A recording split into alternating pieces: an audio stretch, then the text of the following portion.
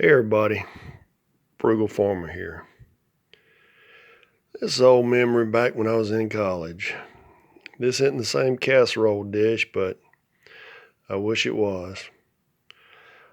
I was leaving college after classes one day and heading home. I had to get home and change up and get my supper ready for work. I went to college during the day and worked second shift in a steel mill at night. Well, I'd left school, and where I was going to school, it was kind of dangerous back in the day, and I'll go into that in a little bit further detail. But this car came towards me, and all of a sudden the car whipped around on me, and I noticed it because you kind of watch everything was going on. Well, this car started speeding up. Well, I was in my little 5-speed 4-cylinder Honda.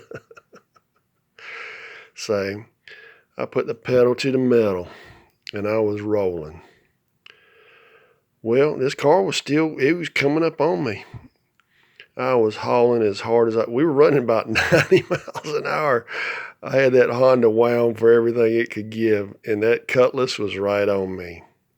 I didn't know who it was. I didn't know if it was undercover cops and, weren't doing nothing to worry about them, but I didn't want to be pulled. Didn't know if it was somebody, took a disliking to me, because you didn't really hear a lot about road rage back then. I don't ever remember hearing about road rage till here the last years. Well, I finally looked back, and it's a buddy of mine.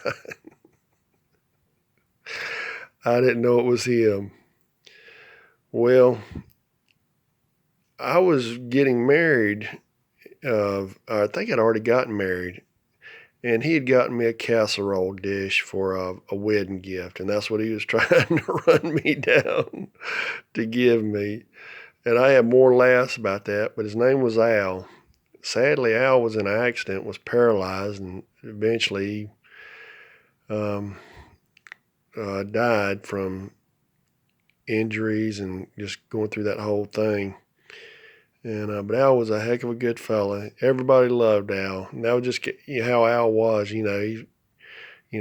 Most guys back then, they didn't give a rat's tail. But Al thought enough of me and my wife to get us a casserole dish. And I've told his brothers about the story, and they laughed. And I met his nephew and told him how much I loved his uncle. But as far as the place being dangerous down there, I was up near Raleigh, which Raleigh's almost 2 hours from me. And there was a little bar, if I was working up that way, I'd stop in and kind of wash the dust out of my throat. And got to know a few of the people in there. Well, this one guy in there, he was from the county where I went to college at. I looked at him, I knew he was.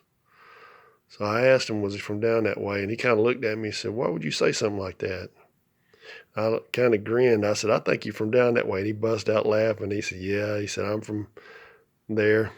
And I said, how long you been up here? He said, my mama put us out of the house when we were 18. He said, now, if we'd have been in bad shape, we could have stayed, but she didn't want us in there. And it was about the time that I was down there going to school. And he said there were so many people disappearing and getting killed and just getting shot for no reason. He said she told us we had to go. So they had a brother up in Raleigh. They went up there and they got in the roofing business and did quite well for themselves. He was a heck of a nice fellow. I'd often see him in there. We'd buy each other a beer, sit around and talk for a bit. But that's the story of the high-speed casserole dish. Thanks for stopping by. Come back again when you will. Share, comment, like, hit that subscribe button. God bless.